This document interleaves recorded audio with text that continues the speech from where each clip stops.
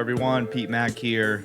Check it in. Going to be jumping into just a session pretty much, cooking up, looking at a few beats. This one in particular, something I wanted to talk about was the idea of sort of layering samples. It's something I find myself coming back to with beats, and I like it. It's a fun technique, and it's easy to do on something like an MPC. For today, I figured it'd be cool just to chop it up, so to speak, figure out how to maybe get some drums added to this beat and talk through a few different things I'm working on. So yeah, we'll jump into it here. So what I did is I found a few chops on this first bank here that sort of build a bit of a foundation. They just sort of bounce back and forth. So it's this pattern here.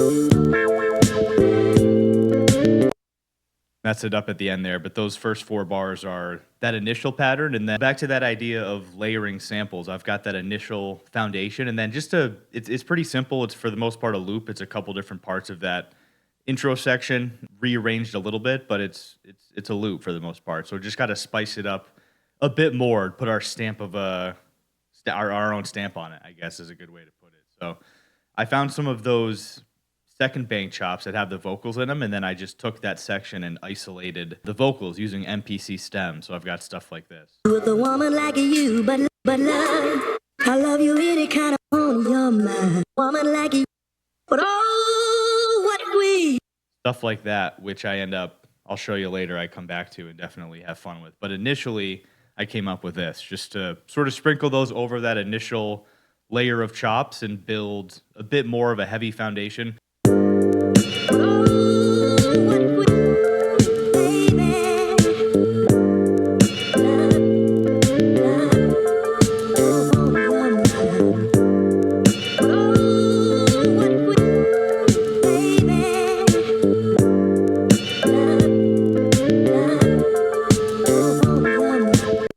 So that's what I've got so far. Great foundation. I like the vibe of it. I don't have drums that fit, so that's one direction we could go. But before that, I did want to just show something I was doing yesterday when I was playing with this. Is I found pretty much just opened up a new track and wanted to play with those vocal chops again. And then for this program, I put them in note on mode, so you only hear the sound, or it only plays for the duration of how long I hold the pad, versus the others I hit it and it plays for the entirety of the chop. So in this way, I can be a little bit more sort of surgical in terms of how long I want it to play based on recording it in, something like this. So I'll find a pattern that I want to use, and then I'll hit overdub and record it in. For now, I'll just hit play, let the beat go, that foundation go of chops, and sprinkle some stuff, or find, hopefully, the pattern that I had yesterday. If not, we'll just find something new. But yeah, it sort of shows you, or gives you another way just to experiment and build almost your own sample, your own loop, or your own canvas that isn't so much tied to that original loop, because you're making it yourself. You're adding layers and sort of beefing it up in ways that weren't connected before. So once again, enough of me yapping. I'll hit play and we'll just find something. nothing I can do, nothing I can do, nothing I can do, nothing I can do, nothing I can do. So this is what I found yesterday, was something like this.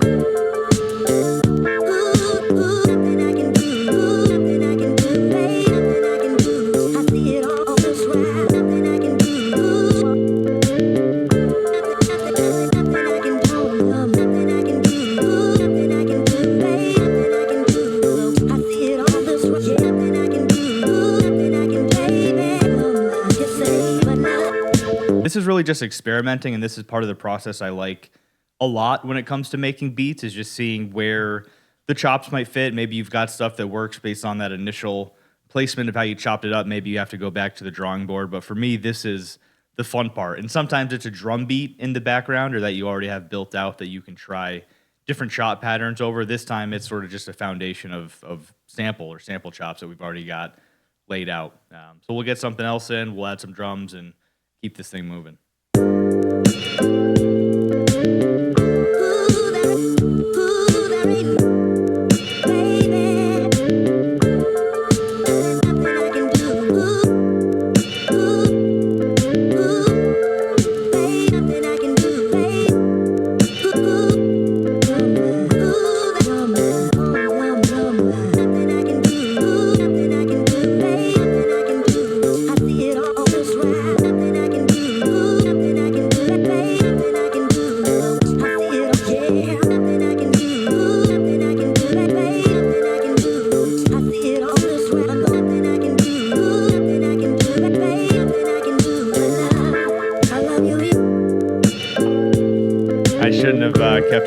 should have ended it on this one. but love. That was cool. All right, so I'll try to get that one recorded in. We'll just have a couple different sections for the sake of like an A and a B, and then we'll move on to the drums. Move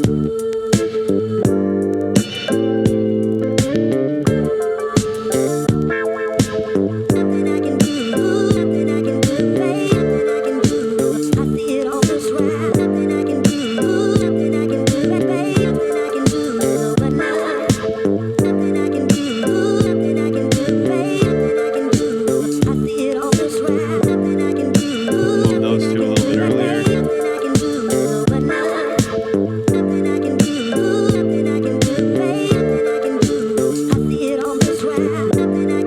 a little bit late.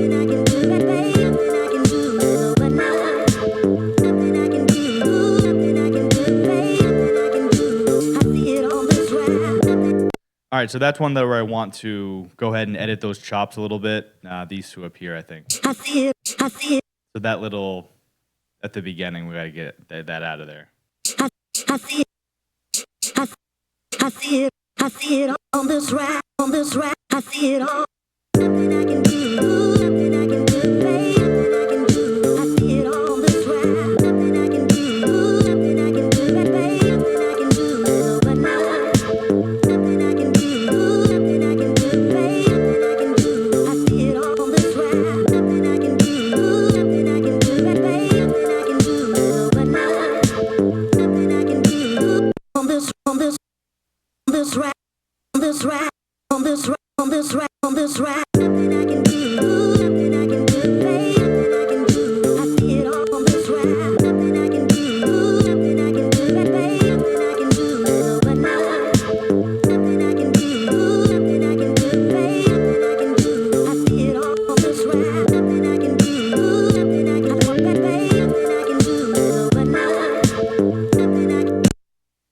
All right, so that's gonna work for now. Let's go ahead and just try to get some drums added in.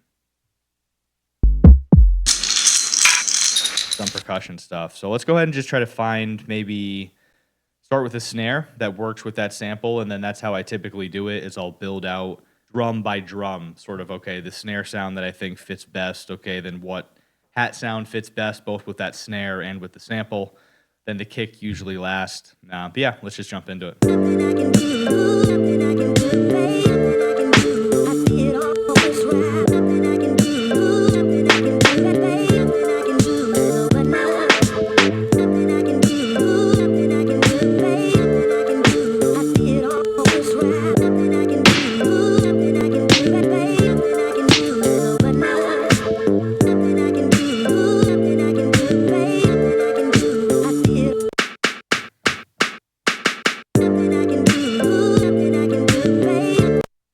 I like that one. I got to beef it up a little bit after, but let's go ahead and just get it laid in on the 2 and the 4 and see where we can go from there.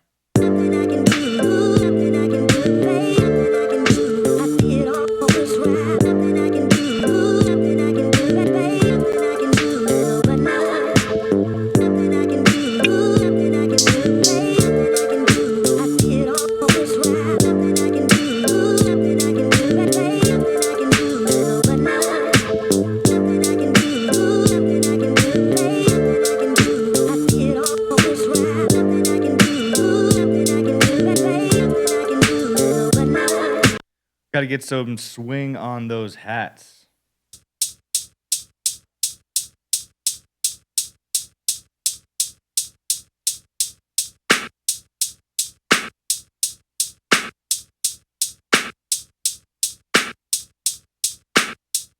I will say, I think the sample sometimes dictates the swing of the drums a little bit for me, at least. If I've got a sample that has somewhat of a rhythmic element to it, and there's probably sort of a straight feel to the drums, and I might have the hat sort of mimic that in a way versus giving them the crazy swing. So we'll see how that sounds. I'm feeling I might need to push them back or pull them in a little bit. But yeah, we'll see.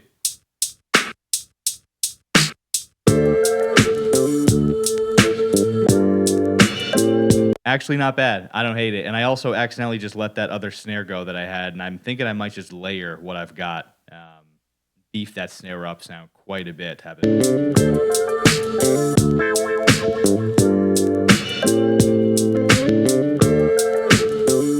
I just brought it down in the mix quite a bit, that other snare.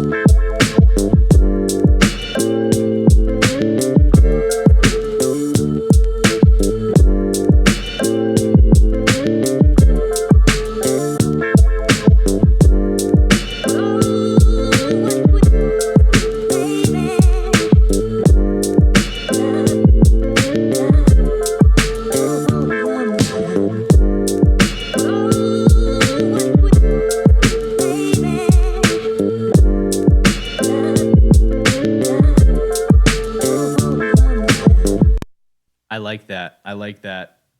Maybe some percussion.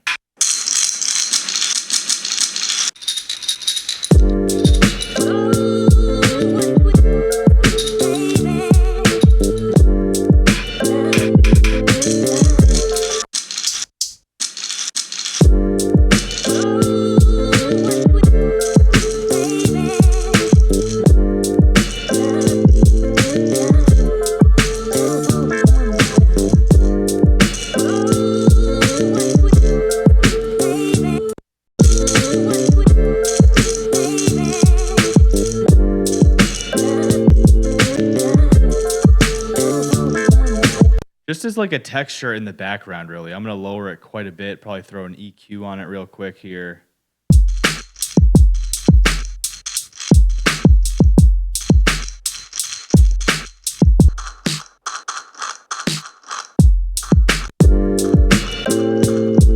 I don't know if I like that percussion thing. Let's bring some more high end back into it. Bring it back down a little bit more.